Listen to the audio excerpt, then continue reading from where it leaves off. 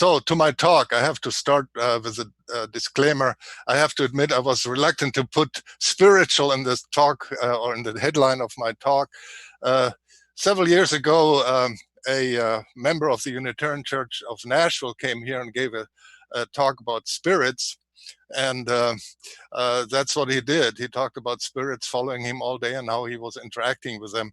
And in the talk back, one of our more skeptical members pretty much told him the talk was a bunch of hogwash, and why did the speaker think that a Unitarian society would be interested in that? Well, we tend to be usually very kind to people when they share their inner beliefs. So I decided to tackle this topic anyway, but I don't plan to offer you hogwash. So let's start out with that. And it's actually a talk on some scientific studies on the effects of spiritual practices. So the emphasis is on practices and how they affect people's lives. And to make it a little bit more interesting, rather than speaking about the author, who is my main source, his name is Rupert Sheldrake. I will speak in his name, so I will put his name tag on here if that makes any difference.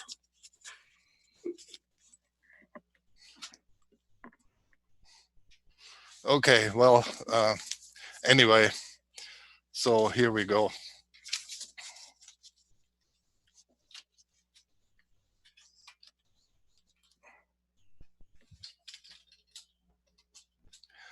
So Rupert Sheldrake is a British biochemist and author, and let's see. Yeah, I'll light a little bit. He worked several years in India as a plant pathologist, so that comes through in some of his talks, and he's also, as I said, an author. Anyway, so here we go.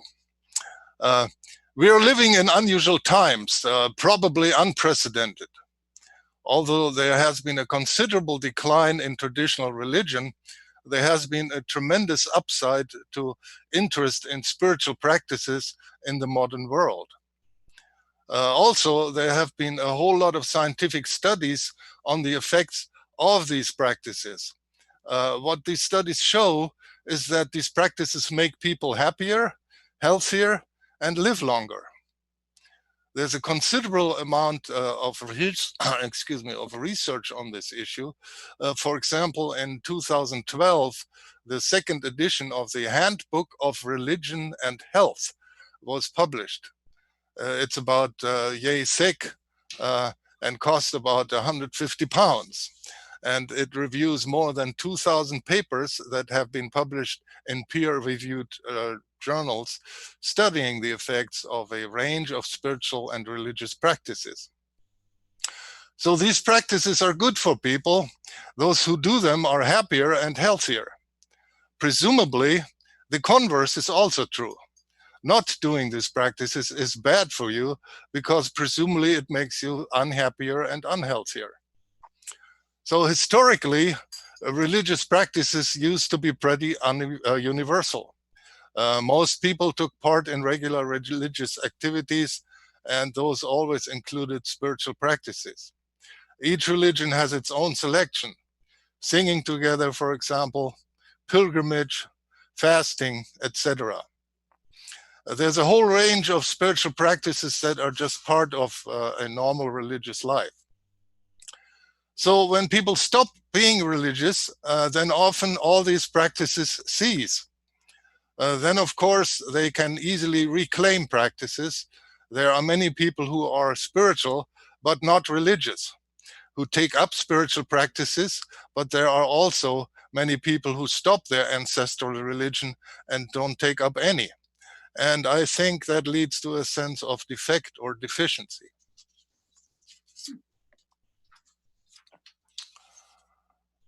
This is the theme of a book by Alan D. Bottom, who's a popular philosopher, also an atheist. In his book, Religion for Atheists, He points out how many of these practicing, how many things practicing atheists miss out on. And he then says, what we need is atheism 2.0, where we can recover some of these practices that traditional religious people do. One of his ideas is an atheist temple in London. He hasn't built it yet, but he's a very rich man, so he could. He has already instituted atheist sermons on Sunday mornings in London. His book is a serious attempt to grapple with this problem of lack of religion, but still accepting the value of spiritual practices. While old-style atheists like Richard Dawkins and Daniel Dennett reject spiritual practices, the new generation of militant atheists like Sam Harris, one of them, the so-called new atheists, accept the importance of spiritual practices, and Sam Harris is now giving online meditation courses.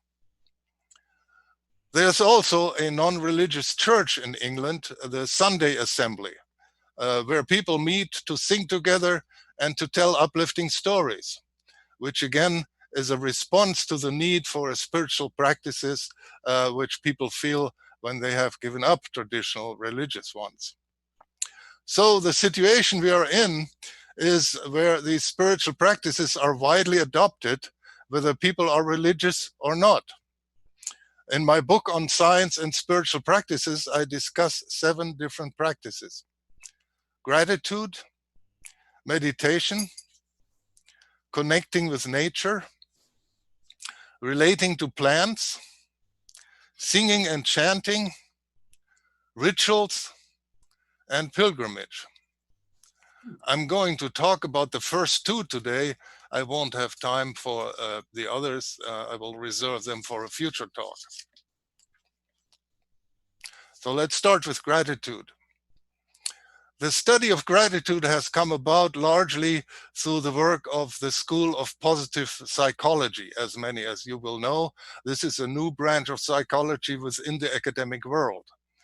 Starting around 2000, it became established as a kind of official branch of traditional psychology. Positive psychology tries to find out what makes people happy, as opposed to more traditional psychology, which tries to find out what makes people miserable. And that's understandable because people that seek psychological help typically have problems. So positive psychology is asking the question, what enhances well-being? One of the preliminary studies in the 80s and 90s was looking at these conditions under which people were happy. To do that research, they had volunteers equipped with pagers that went off at random times during the day. And they had to write down what they were doing and also how happy they felt on a 1 to 9 scale. Of course, during the day, people's happiness fluctuated, as were the things they were doing. But what this revealed was that the occasions at which people felt happiest were that they were doing all sorts of different things, which at first seemed to have nothing in common. People often reported being happy when they were engaged in their work, when they were having good conversation, when they were dancing or singing, when they were playing games, and other things too. What was in common with all these things was that they felt in a state of flow. They were part of something greater than themselves. That seemed to be one of the ingredients of happiness. What made people feel unhappy was when they felt bored, frustrated, alienated, separated, and not engaged. When they were studying happy people to find out what characteristics happy people had, and one of the things that found was that happy people tend to be people who are grateful. And grateful people who are happier also are more popular. This was a widespread finding they established. But then the critics said, of course, these people are more grateful because they're happier.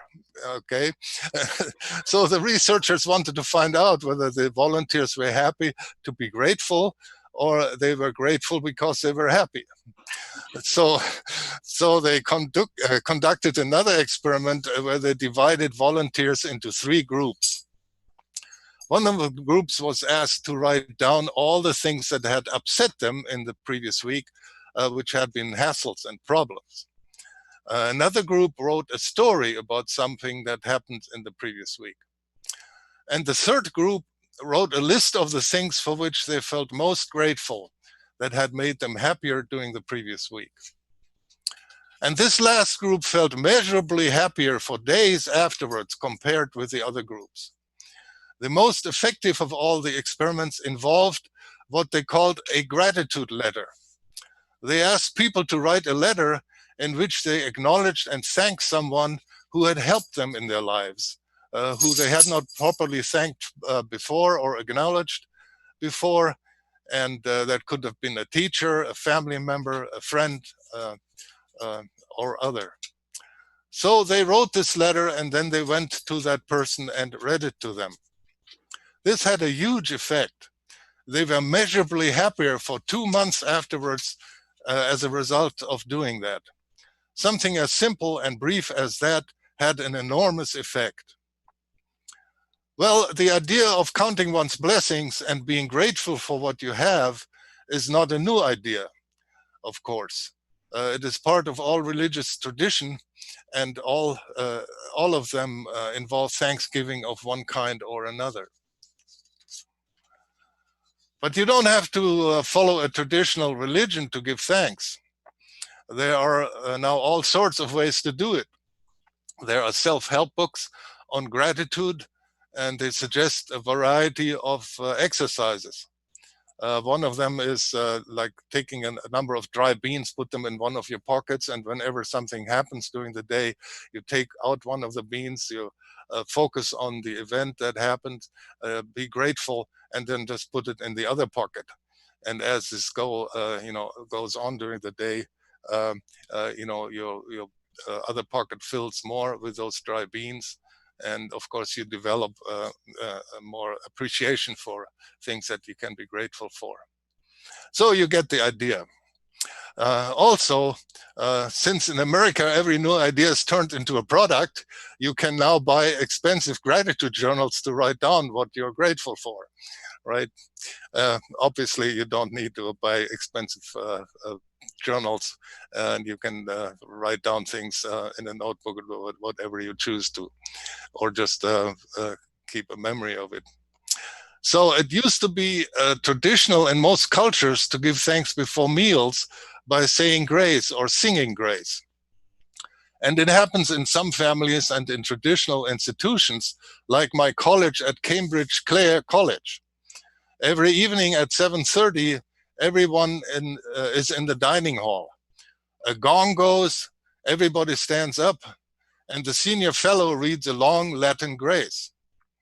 Now, most people don't understand the Latin, and a lot don't pay much attention, but it does provide a kind of break, a pause, where those who want to give thanks can, and that is a very traditional way of doing things. When the TV series Downton Abbey was going on, someone asked why they were never showing the beginning of a meal. And the answer was that around the time that the film was portrayed, around the time of the First World War, when a family sat down to dinner, someone would have said grace, and they couldn't show them starting a meal because that would involve showing them saying grace. And the producers of the show didn't want to do that because it might offend atheists. So they couldn't show grace. But the point is, they would have done it. And it is a very simple way to bring this back into one's life, to give thanks before a meal. At the moment, in most families, there's a kind of awkward pause before dinner, and there's a kind of empty space, and no one knows quite what to do. And in England, usually people say something like, "Oh, do start, it will get cold."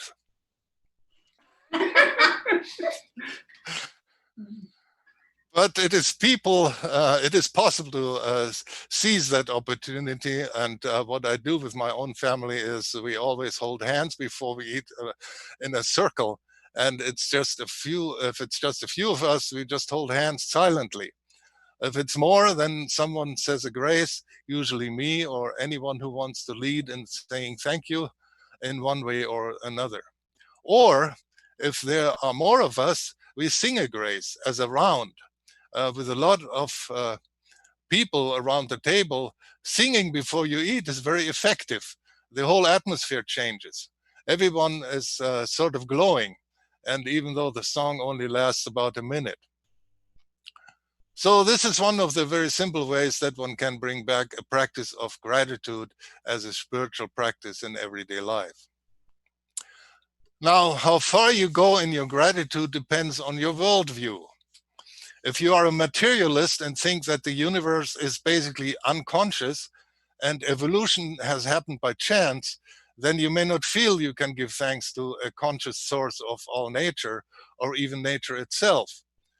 If it's unconscious and mechanical, but you can certainly give thanks to other people. Someone has prepared the food they have grown it, they produced it. Many people have gone into providing the food that we eat. If you take a more panpsychist view and you think that nature is alive rather than inanimate, you can give thanks to the earth and to the sun and to all the factors in nature that make the eating and our life possible. You can give thanks for being alive in the first place, because none of us is alive because of our own choice or effort. We are all here because of billions of years of evolution and cosmic evolution and ancestral lines and ancestors who survived. Every one of us has ancestors who survived through natural selections, through hundreds of thousands of years of human evolution. And before that, our animal ancestors, they all survived, and they lived under conditions that enabled them to survive. And if you believe that behind the universe there is a source of all things, a conscious source from which all things come, God, or whatever you call the ultimate source of conscious being, then you can give thanks to them too. But it doesn't matter how far you go, there's always something you can give thanks for. And as I did, one's worldview affect how far one might be inclined to go. Even if one has the most extreme kind of materialist view, there's still a great deal to be thankful for. Everyone has some reason to be thankful. Now, the second practice I want to mention is meditation. All traditions have meditations in one form or another. And we are most familiar today with Hindu and Buddhist forms of meditation, but something very similar was going on in the Christian context from at least the 4th century when monasticism began. Monks and nuns were living in contemplative communities where they spent a lot of their time in contemplative prayer, which is the Christian name for meditation. The word meditation was only really introduced in the 19th century to cover this activity. The traditional term is contemplative prayer, which is often using a repetitive phrase or mantra. In the Eastern Orthodox and in the Roman Catholic Church tradition, many people use repetitive prayers with prayer beads or rosaries, which is a kind of mantra meditation. In the Sufi tradition in Islam, there are various forms of meditation, including a mantra type of meditation using one of the names of God called Vazifa, which is very similar to Hindu mantras, and Sikhs have meditation, and Jains have meditation. It is present in many traditions. There are two main kinds of meditation. There's the kind that involves mantras, where you use a phrase or a word or something you repeat silently to yourself, or you chant it out loud. And there's the mindfulness kind, which involves observing breath or sensations in the body, but without a mantra. Both types of meditations are very common in the modern world. So let me ask a question. How many people meditate or have meditated? Can you have a show of hands? Oh, that's almost everybody. So I don't have to tell you how it feels. You already know it. There have been many studies on the effects of meditation. The first set of studies in the 1970s by Herbert Benson at Harvard and John Kabat-Zinn were looking at the physiological responses, and Herbert Benson concentrated to start with on the so-called relaxation response, the way in which the meditation reduces stress. Benson was concentrating not so much on the brain, but on the physiological response of the body. We all have an unconscious body-based nervous system, the autonomic nervous system, which has two sides, the parasympathetic and the sympathetic. Now, the sympathetic nervous system has nothing to do with sympathy, misleadingly enough. It has to do with fear. When you are afraid of something, your sympathetic nervous system is activated. Adrenaline goes through your bloodstream, your heart beats faster, your blood pressure goes up, and you are in a state where you are ready to fight or run away, the so-called fight or flight reaction. The opposite is the parasympathetic nervous system, which is about not being afraid. And it is only when that system is activated that you can carry out activities that require a relaxation of the body and lack of fear. Making love, for example, eating a meal, even going to the lavatory. You can't do these things if you are hyperactivated with the adrenaline system. If you're chased across a field by an angry bull, your sympathetic nervous system is fully activated. A good thing it is, because it helps you run faster. But the last thing you think of is making love or sitting down for dinner or going to the lavatory. These things are inhibited by the sympathetic nervous system. Now, it's very necessary for us to have that response, but in the modern world, a lot of people spend their time in a state of chronic anxiety. They are afraid almost all the time. They are worried about things, or they are fearful of things that might go wrong, or anxious. And this results in a chronic activation of the sympathetic nervous system, which is very bad for health because it leads to elevated blood pressure and stress reactions, high stress hormone levels, and so on. So what Benson found out was that when people meditated, basically for those who were suffering from stress and anxiety, it greatly reduced the anxiety of the sympathetic nervous system and activated the parasympathetic nervous system. That's called the relaxation response. So as a result of that, one of the effects of meditation is feeling more relaxed, being able to sleep better, and being more effective in your life. And that's why many people do it. A further benefit of meditation is that it also protects against depression. It is now well established that people who meditate regularly are less depressed and less prone to depression than those who don't. You can now get a prescription for depression on the National Health Service. In some parts of Britain, a psychiatrist can actually prescribe a course of meditation for people who have mild or moderate depression, because clinical trials have shown that it works better than antidepressant drugs, and of course, it has fewer side effects. From the point of view of the National Health Services, it has the additional advantage of being cheaper, of course. So, meditation has many benefits, and it can lead to changes in brain activity. The main one, when you are meditating, is the reduction in the activity of the default mode network, that is the area in the brain that is concerned with worries and ruminations. It can also lead to long-term anatomical changes. Not very surprisingly, when you are doing particular things with your mind, hence with your brain, particular regions get to become more active, and the connections get better established between them. The brain is much more plastic than people used to think. We are not surprised if people who do weightlifting and develop bigger muscles in their arms. So it's not that surprising that people who meditate develop new connections in their brains or stronger connections between particular regions of the brain. Now, all this is established by science. The benefits are well known. Now you can learn meditation all over the world, and lots of people do it, including many people here. I do it myself. I was first introduced to it in 1971 when I was a practicing atheist and was attracted to transcendental meditation because you didn't have to believe anything. You just did it, and you could see what it did.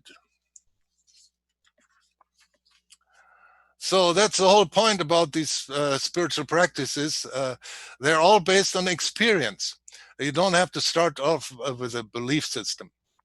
Now, everyone has a belief system, but you don't necessarily have to have a spiritual or a religious belief system to do these practices. They are about learning through your own experience. So BYOB, bring your own belief. The reason people meditated traditionally was not so they could be more successful in love and business or sleep better. It wasn't these secular worldly beliefs that people were primarily meditating for. They were meditating because they thought it provided a way of connecting with the ultimate source of consciousness. The Hindus explain that most clearly. In one of the main schools of Hindu philosophy, the idea is that everything in the universe depends ultimately on conscious being, the mind of God, Brahman, and that is this ultimate consciousness is the source of everything in the universe. So the ultimate source is conscious. That is the whole point. The ultimate being is a conscious being, and the characteristics of Brahmans are threefold. There's conscious being, there's conscious form, and there's conscious spirit. The idea is that the ultimate mind of the universe is not going anywhere. It is complete. It is utterly joyful. It is in a permanent state of bliss. So the purpose of meditation is to connect our minds with the ultimate mind of the universe. Hindus see all conscious beings as fractal reflections of the divine mind. And one of their principal metaphors is one of buckets of water just standing there at a moonlit night. And each one of it reflects the moon. It looks like hundreds of thousands of moons, but each of those is a reflection of the one moon, which is the source of all the reflections. And in the same way, our own minds are reflections of the ultimate mind and participate in its nature, because they are derived from it. So our conscious being is part of the ultimate conscious being. Our individual conscious is Brahman. It is linked to it, and it is part of it. In the Kano Upanishad, it talks about the nature of this ultimate reality. There's a series of verses that get over this point quite clearly. One of them is not that what is seen by the eyes, but that whereby the eyes can see, know that alone to be Brahman. So it is the ability to see, not what is seen. God is not a thing out there that you can study by space probes or scientific observation and quantitative measurements. It is the very ground of consciousness and knowledge itself. Another verse is not that which is known by the mind, but that whereby the mind can know that alone to be Brahman. Sometimes teachers of meditation compare the stream of thought that goes through your minds or through our minds when we are meditating, compare that to the clouds passing through the sky. And normally you're completely involved in your thoughts. You're involved in your ruminations.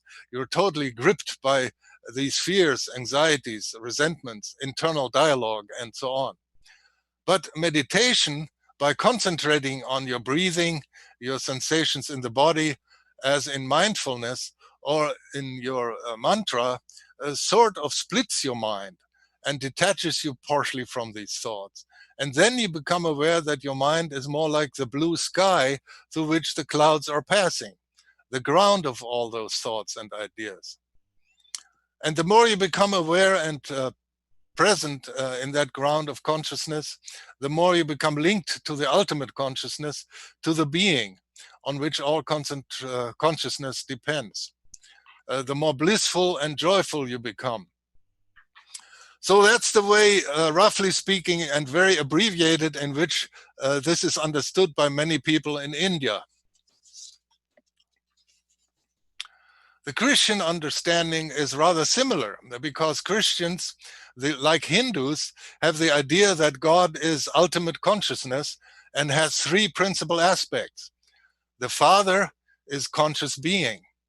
The Son is conscious form. The Holy Spirit is conscious spirit.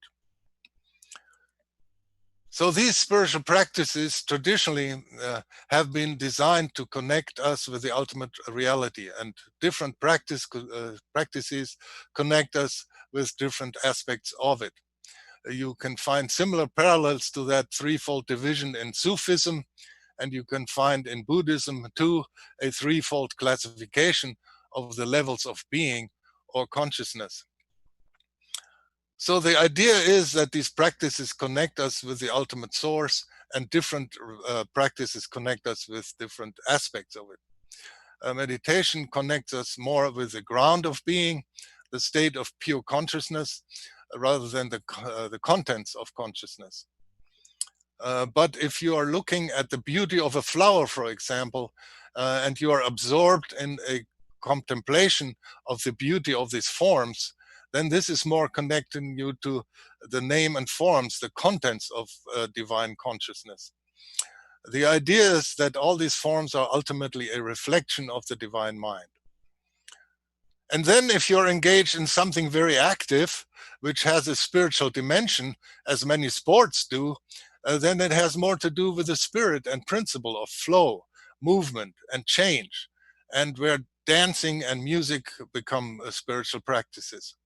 This is more dealing with the dynamics aspects of the spirit. Now, you don't have to believe all this or even take it seriously to meditate, and most people who meditate don't. Sam Harris, for example, goes on to be a militant atheist, even though he is an experienced meditator and teaches meditation. He can believe that it is all inside the brain, that there's nothing going on beyond his own brain that's generating all these sensations of a connection with a greater being. But there isn't really a greater being. Just something is happening as a result of dopamine release and connections made in the brain. And all of us have to make the choice of what to believe. Do we trust our own direct experience when we have the experience of our mind being connected to something far greater than ourselves? Or do we trust a theory, the materialist theory, that the mind is nothing but the activity of the brain, therefore it's all inside the head, a theory which is notoriously poor on understanding consciousness? The very existence of consciousness is the hard problem from the viewpoint of the materialist theory. So again, this is a question we all have to answer, whether we put that theory first or our own experience first. We may start, as I did when I started meditating, with the materialist theory of the mind, and I thought it was all inside of my head. But partially as a result of my own experiences, I came to the conclusion that was too narrow a view, and it was better to trust my own direct experience of consciousness. This is again a point where science and spiritual practices come into a fairly close connection, because science, after all, is based on the experimental method. Experiments are empirical. They are about experience. Science is ultimately based on experience. In French, the same word, expérience, means experiment and experience. So spiritual experience is about experience too. When we explore consciousness, it is better to explore it externally, or is it better to explore it externally through studying the brain, or internally through the actual experience of consciousness itself? Meditation enables us to explore the nature of consciousness directly. So ideally, I think we need both. And that's what the scientific study of spiritual practices is giving us. And that concludes the first part of my talk on science and spiritual practices. Thank you all for listening. Thank you, Peter.